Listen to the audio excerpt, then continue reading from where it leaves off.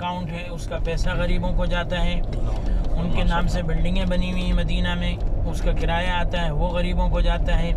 تو حضرت عثمان رضی اللہ عنہ کا پیسہ اور صدقہ آج بھی جاری و ساری، وہی پیسہ، انہی کا پیسہ، کسی نے ان کی طرف سے نہیں بلکہ انہی کا پیسہ کنٹینیو ابھی بھی صدقہ جا رہا ہے ان کی طرف سے۔ تو حضرت عثمان رضی اللہ عنہ تو اس دنیا سے چلے گئے لیکن ان کو ثواب مل رہا ہے ابھی۔ تو حرم کے پاس وہ رامادہ ایک ہوٹل ہے ادھر، اس کے ساتھ ایک ہوٹل نیا بنا ہے، نہیں قبلے کی طرف نہیں، اسی طرف، اسی طرف جدھر آپ لوگ ہیں نا اس طرف۔ تو رامادہ ہوٹل کے ساتھ جو نیا ہوٹل بنا ہے وہ انہی کے نام سے، حضرت عثمان غنی رضی اللہ عنہ کے نام سے، یعنی اس کی جو انکم ہوگی وہ غریبوں کو جائے گی۔ تو آج بھی وہ جاری ہے، انہی کے نام سے بجلی کا بل اور پانی کا بل یہ سب حضرت عثمان غنی رضی اللہ عنہ کے نام سے آتا ہے۔ اب ہم جا رہے ہیں احد کی طرف۔ احد کو احد کیوں کہتے ہیں؟ احد کا مطلب ہے ایک اکیلا سنگل، یہ احد پہاڑ سنگل ہے، دوسرے پہاڑوں سے جڑا ہوا نہیں ہے، اس لیے اس کو احد پہاڑ کہا جاتا ہے۔ یہ جنت کا پہاڑ ہے، قیامت کے دن جنت کے دروازے پر رکھا جائے گا۔ آپ صلی اللہ علیہ وسلم نے فرمایا کہ یہ پہاڑ، احد پہاڑ ہم سے محبت کرتا ہے، ہم اس سے محبت کرتے ہیں۔ ایک مرتبہ حضور صلی اللہ علیہ وسلم، حضرت ابو بکر، حضرت عمر، حضرت عثمان رضی اللہ عنہم پہاڑ پر بیٹھے تھے تو پہاڑ خوشی کے مارے جھومنے لگا، ہلنے لگا۔ آپ صلی اللہ علیہ وسلم نے پہاڑ پر پیر مارا اور فرمایا کہ اے پہاڑ ٹھہر جا، تیرے اوپر ایک نبی، ایک صدیق اور 2 شہید بیٹھے ہیں، 2 شہید، حضرت عمر، حضرت عثمان شہید ہوئے۔ دیکھیں جنگ بدر ہوئی 2 ہجری میں، بدر یہاں سے 150 کلومیٹر دور ہے، ایک شہر ہے، چھوٹی سی بستی، جانا ہوا آپ کو بدر؟ ہاں چھوٹی سی بستی ہے۔ تو بدر 150 کلومیٹر ہے مدینہ سے۔ آپ صلی اللہ علیہ وسلم مدینہ سے نکلے، 12 رمضان کو، 16 رمضان کو بدر پہنچے اور 17 کو جمعے کے دن جنگ بدر ہوئی۔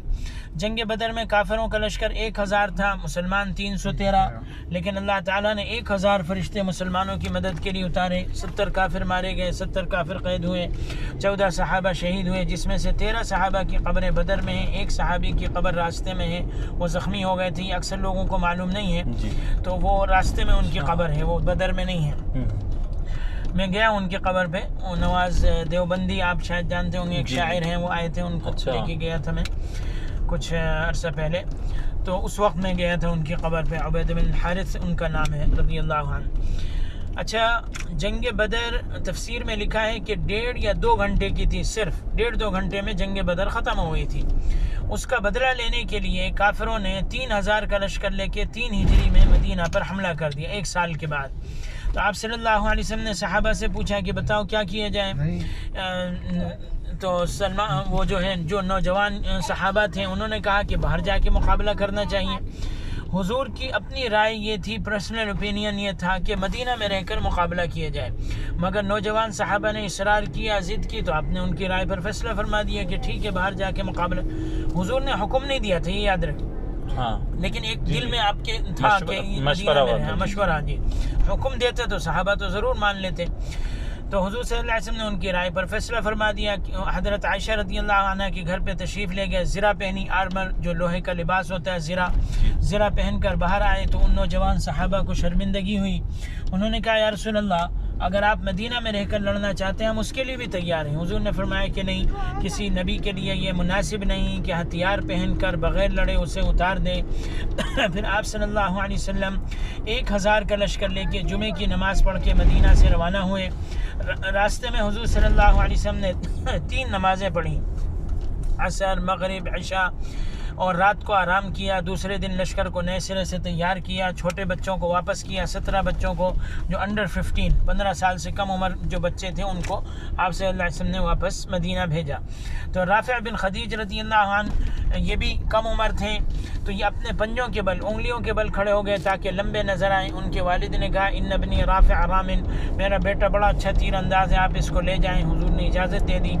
دوسرے صحابی نے کہا یا رسول اللہ، آپ نے اس کو اجازت دی، مجھے نہیں دی، میں تو اس سے زیادہ طاقتور ہوں۔ آپ نے فرمایا ٹھیک ہے مقابلہ کرا کے دیکھ لیتے ہیں۔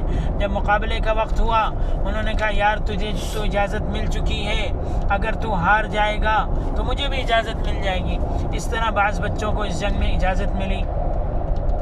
اسی جگہ سے عبداللہ بن ابی بن سلول جو منافقوں کا سردار تھا، دل سے جو لوگ مسلمان نہیں تھے، زبان سے اسلام ظاہر کرتے تھے، منافق تھے، تو وہ 300 اپنے ساتھیوں کو لے کر واپس مدینہ چلا گیا، اور بہانہ کیا بنایا کہ حضور نے میری رائے نہیں مانی، نوجوانوں کی رائے مان لی، اس لیے میں واپس جا رہا ہوں۔ تو حضور نے جانے دیا۔ 700 صحابہ حضور کے ساتھ رہ گئے، سچے پکے ایمان والے۔ آپ صلی اللہ علیہ وسلم 700 صحابہ کو لے کے آگے روانہ ہوئے۔ ایک پہاڑی پر 50 تیر اندازوں کو، 50 آرچرز کو کھڑا کیا اور فرمایا کہ یہاں سے مت ہلنا، یہاں سے مت اترنا۔ نیچے میدان میں جنگ شروع ہو گئی۔ چند گھنٹوں کے بعد کافر بھاگنے لگے، مسلمان مال غنیمت اکٹھا کرنے لگے۔ تو وہ جو صحابہ اوپر کھڑے تھے پہاڑ پر، انہوں نے کہا کہ چلو ہم بھی نیچے اترتے ہیں، مال غنیمت جمع کرتے ہیں۔ ان کے سردار نے منع بھی کیا کہ حضور کی اجازت کے بغیر ہم نیچے نہیں اتر سکتے، لیکن 40 صحابہ نیچے اتر گئے، یہ سمجھ کر کے جنگ ختم ہو گئی۔ خالد بن ولید رضی اللہ عنہ اس وقت اسلام نہیں لائے تھے، انہوں نے دیکھا کہ وہ مورچہ، وہ پوسٹ خالی ہو گئی، تو وہ 100 گھڑ سواروں کے ساتھ 100 ہارس مین 100 گھڑ سواروں کے ساتھ ایسے گھوم کر آئے پیچھے سے، اور ان 10-11 صحابہ کو جو پہاڑ پر کھڑے تھے شہید کر دیا، اور مسلمانوں کے اوپر پیچھے سے حملہ کر دیا۔ تو جو کافر آگے بھاگ رہے تھے وہ بھی واپس پلٹ آئے۔ اس طرح مسلمان دونوں طرف سے گھر گئے اور 70 صحابہ شہید ہوئے۔ 66 انصار 66 انصار مدینہ کے اور 4 مہاجرین اور 22 کافر مارے گئے۔ تو ابو سفیان رضی اللہ عنہ جو اس وقت کافروں کے سردار تھے، انہوں نے کہا الیوم بیوم بدر، معاملہ برابر سرابر ہو گیا۔ جنگ بدر میں 70 کافر مارے گئے، احد میں 70 صحابہ۔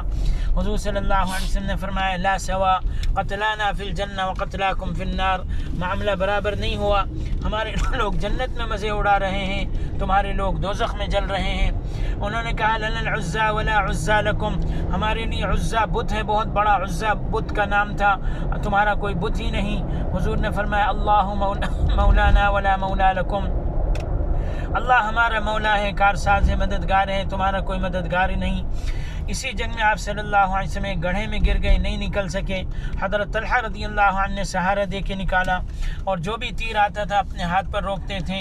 40 تیر انہوں نے اپنے ہاتھ پر روکے، ان کا ہاتھ چھلنی ہو گیا طلحہ رضی اللہ عنہ کا۔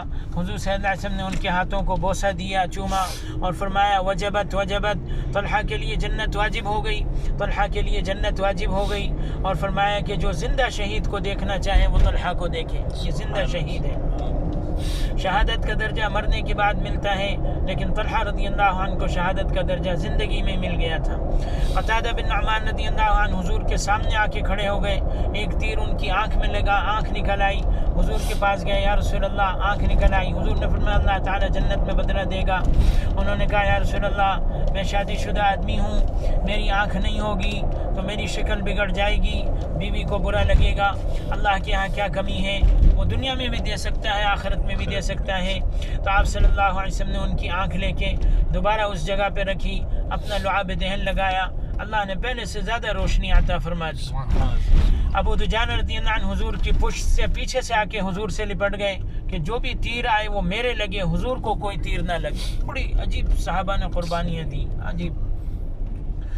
ایک صاحب نے صرف احد کی تاریخ لکھی ہے 300 صفحات میں، 300 صرف جنگ احد میں۔